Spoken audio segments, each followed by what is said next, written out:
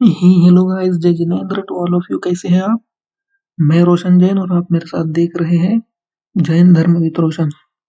तो चलिए शुरू करते हैं हमारा आज का टॉपिक, जिसका नाम है कर्म। देखिए, अभी कर्म हम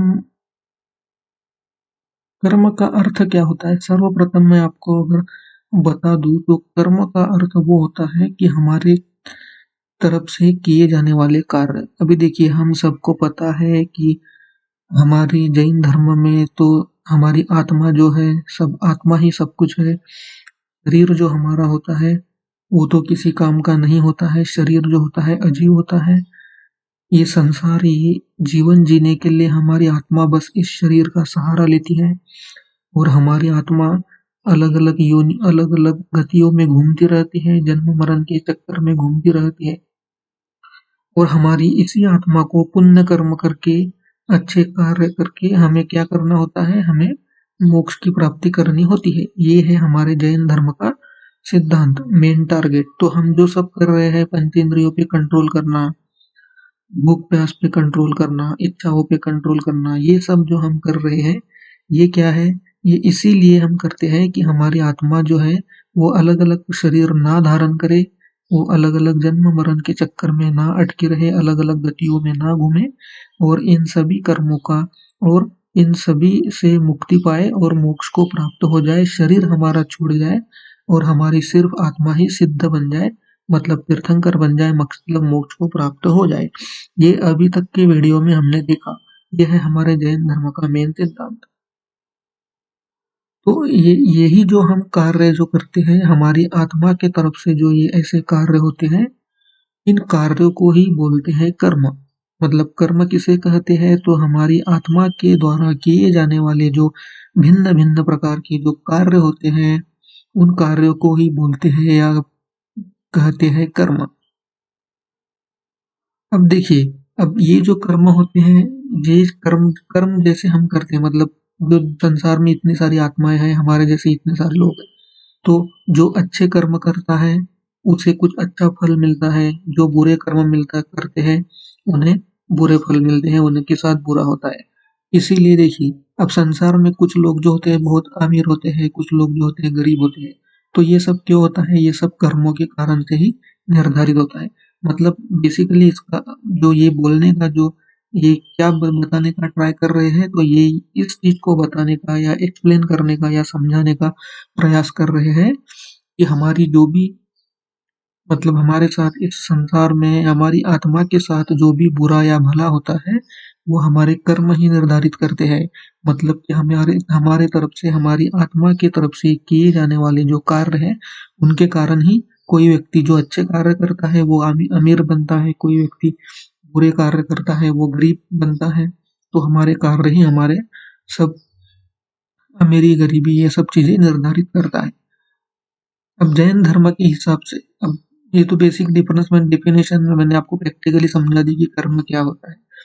अब जैन धर्म के हिसाब से, मतलब शास्त्रीय भाषा में अगर देखा जाए, तो ब्रह्मांड में जो बहुत सारे भौतिक कण होते हैं, छोटे छोटे, उन कणों को, उन भौतिक कण को बोलते हैं कर्म।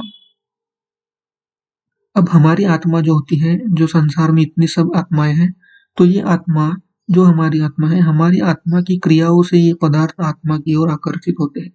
अब देखिए, आकर्षित पदार्थ आत्मा से आकर जुड़ जाते हैं और आत्मा की वास्तविक प्रवृत्ति को एक हिसाब से ढक देते हैं। बिल्कुल जैसे जैसे किसी धूल के कारण एक आधा जो लाइट या बल्ब होता है उसकी रोशनी ढक जाती है। देखिए, आत्मा जो है, आत्मा का जो मुख्य स्वरूप है, आत्मा का मुख्य स्वरूप ही मोक्ष है। मतलब जो आत्मा है उसको तो मोक्ष में ही जाना है, उसको शरीर नहीं है। शरीर का वो सिर्फ सहारा लेती है। आत्मा का जो मेन स्वरूप जो है जैन धर्म में, वो होता है मोक्ष।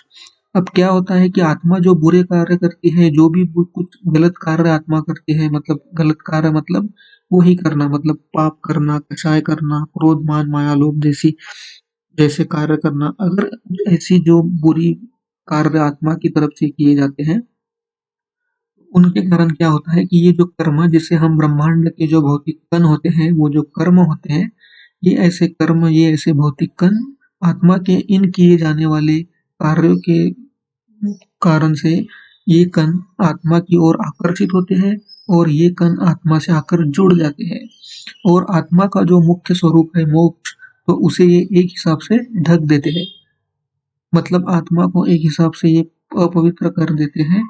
बिल्कुल उसी तरह जैसे एक आधा जो बल्ब नहीं होता है हमारे बिजली का, तो उस पे अगर धूल जम जाए तो बल्ब की रोशनी कैसे ढक जाती है, तो ठीक उसी तरह से ये कर्म आत्मा को जो मेन स्वरूप होता है उसे ढक देते हैं। अब जब आत्मा सब इन्हीं कर्मों से, ये जो कर्म है, ये जो कर्म आत्मा से जुड़ जाते हैं, आत्मा के मुख्य स्वरूप को ढक देते हैं, तो अगर आत्मा इन सब कर्मों को मुक्त कर देती है, तो फिर वो आत्मा मोक्ष को प्राप्त हो जाती है। अब जीव की मतलब आत्मा की मन, वचन और काया से किए जाने वाले कार्यों के कारण ये कर्म आत्मा से बंध जाते हैं। पाप, क्रोध, मान, माया और लोभ जैसे कार्यों के कारण ये कर्म आत्मा से चिपक जाते हैं। देखिए अभी आत्मा जैसे ऐसे कुछ कार्य करती है, जैसे हमारी मन मतलब हमारे मन की तरह, अगर हमारा मन किसी के लिए खराब है, किसी के लिए बुरा सोचता है, तो वो मन के द्वारा किया गया हुआ बुरा कार्य। अगर वचन से मतलब हमारे वाणी से अगर हमारी आत्मा किसी कुछ बड़ा कुछ कुछ गलत बोल देती है, जिसके कारण उस व्यक्ति को दुख पहुंचता हो या मतलब हर्ट होता हो, तो वो हमारी वचन की तरफ से किया गया हुआ कार्य है, जो कि बुरा कार्य है, गलत कार्य है। काया से मतलब अगर हम किसी को हाथ से मारते पीटते हैं, तो वो काया से किया गया जाने वाला कार्य होता है। तो ऐसे ये जो गलत काम हमारे तरफ से मतलब कि हमारे आत्मा की तरफ से किए जाते हैं, तो पाप, फिर दूसरी तरफ ये हो गया कि हम किसी और को तकलीफ दे रहे हैं। दूसरी तरफ हम कुछ पाप करते हैं, कुछ क्रोध करते हैं, गुस्सा करते हैं, मान करते हैं, घमंड करते हैं। हमने देखा था ना पाप कशा है। अगर ऐसे जो भी कार्य है जो हमें हमारे जैन धर्म में अभी तक हमने जो देखा, जो हमें नहीं करना चाहिए, अगर ऐसे कार्य हमारी आत्मा करती है मन से, वचन से, काया से, खुद की आत्मा को हर्ट करती है, दूसरों को तकलीफ पहुंचाती है, तो ऐसे जो कार्य होते हैं, इन्हीं कार्यों के कारण, इन्हीं कर्मों के कारण ये जो कर्म होते हैं, ये कर्म हमारी आत्मा से चिपक जाते हैं और हमारी आत्मा का मुख्य स्वरूप जो होता है मोक्ष, उसे ढक देते हैं। अब इन्हीं यही कर्म जो है ये जन्म और मृत्यु का मूल होते हैं। कर्म से बंधी आत्माएं जन्म और मरण के चक्कर में घूमती रहती है। जैसे इन बुरे कार्यों के कारण ही जो हमारी आत्मा है, वो जन्म मरण के चक्कर में निरंतर एक गति से दूसरी गति घूमती होती है। हमने जैसा पिछले वीडियो में गतियों में देखा था, 4 गति में, कि जब तक आत्मा को मोक्ष प्राप्त नहीं होता, तब तक ये हमारी आत्मा जो है ये जन्म मरण के चक्कर में घूमती रहती है। तो इन्हीं कर्मों के कारण आत्मा जो है वो जन्म मरण के चक्कर में घूमती है। अब ये जो आत्मा से जो जुड़े हुए कर्म होते हैं, ये कर्म ही सुख या दुख, जन्म के प्रकार, भविष्य गति को निर्धारित करते हैं। जो मैंने बताया कि कर्म बुरे अगर करेंगे, तो बुरे कर्म करने वाले को बुरा फल मिलता है, वो जन्म मरण के चक्कर में घूमता रहता है, एक एक गति से दूसरे गति में घूमता रहता है। और अगर हमारी आत्मा अगर अच्छे कर्म करती है, तो हमें अच्छे फल मिलते हैं, हम जन्म मरण के चक्कर से मुक्त होते हैं, हम चारों गतियों में घूमते नहीं है। अब कर्म आत्मा को उसके वास्तविक स्वरूप से यानी मोक्ष को प्राप्त करने से रोकता है। तो कर्म जो होते हैं वो आत्मा का जो वास्तविक रूप है मोक्ष, तो उस मोक्ष को प्राप्त करने से आत्मा को रोकते हैं। जब कर्मों का आना रुक जाए और बंधे हुए कर्म नाश हो जाए, तो आत्मा कर्मों से मुक्त हो जाती है, यानी कि मोक्ष को प्राप्त हो जाती है। तो अभी क्या है, देखिए हमने पिछले वीडियो में जब भी हम देख रहे थे अरिहंत सिद्ध परमेष्टि परमेष्टि वगैरह का वो जो हम चैप्टर उस टाइम पे देख रहे थे, तो उसमें हमने देखा था कि भाई मतलब जो भी अपने जो ये होते हैं, जो भी जीव होते हैं संसारी, तो वो इन चीजों को छोड़ के अगर मोक्ष को प्राप्त कर लेते हैं, अरिहंत होते हैं, सिद्ध होते हैं, तो वो क्या करते हैं, वो अपने 8 कर्मों का नाश कर लेते हैं। तो जो भी हमारे 8 तो वो जो 8 कर्म होते हैं उसी को हम देख रहे हैं विस्तृत रूप से, ठीक है। उसमें क्या बताया है कि जो भी 8 कर्मों को, जैसे अरिहंत परमेष्टि ने कितने कर्मों का नाश किया है, तो 4 कर्मों का किया है। सिद्ध परमेष्टि ने कितने कर्मों का नाश किया है, पूरे 8 कर्मों का नाश किया है। तो वो जो हमने उस परमेष्टि के चैप्टर में देखा था, वही कर्म के बारे में हम इस वीडियो में देख रहे हैं। कर्म मतलब हमारे तरफ से हमारे साइड से किए जाने वाले बुरे कार्य जिसके कारण आत्मा जन्म मरण के चक्कर में घूमती है, मोक्ष को प्राप्त नहीं करती है, सुख दुख उसके निर्धारित होते हैं, उन्हें कहते हैं कर्म। तो जो इन सभी आठों के आठों, तो अभी बेसिकली इतना ही ध्यान में रखिए कि जो इन सभी कार्यों को से मुक्ति पा लेता है, इन कार्यों की सभी कार्यों को मत से मतलब मुक्त हो जाता है, तो वो मोक्ष को प्राप्त हो जाता है। तो ये था हमारा बेसिक कर्म से रिलेटेड, क्योंकि देखिए अभी ये कर्म क्या है ये आपको अभी इस वीडियो में मैं इतना एक्सप्लेन अलग अलग सेंटेंस के साथ इसलिए कर रहा हूँ क्योंकि इसी के ऊपर आगे हम और ज़्यादा डिटेल देखने वाले हैं।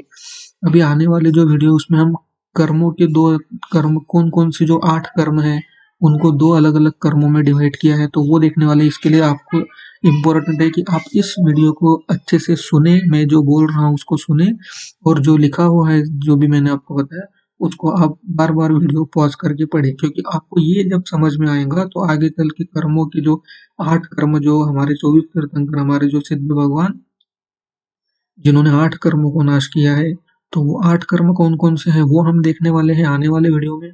उसके बाद में फिर हम तत्व क्या होते हैं, वो तत्व जो है वो भी कर्म से ही जुड़ा हुआ टॉपिक है, तो इसीलिए इस वीडियो को अच्छे से देखिए। आशा करता हूँ कि आपको सब कुछ ठीक से समझ आया होगा। Please like share and subscribe my video. मिलते हैं अगले वीडियो में, इसी को कंटिन्यू करेंगे अगले एक वीडियो में, जिसमें हम कर्म के 2 मुख्य प्रकार और उन 2 मुख्य प्रकारों के बीच में और जो डिवाइडेशन किया गया है और उनको जो डिवाइड किया है, तो वो ऐसे टोटल 8 कर्म जो है वो हम अगले वीडियो में देखेंगे। चलिए मिलते हैं अगले वीडियो में, तब तक के लिए आप सभी को जय जनेन्द्र।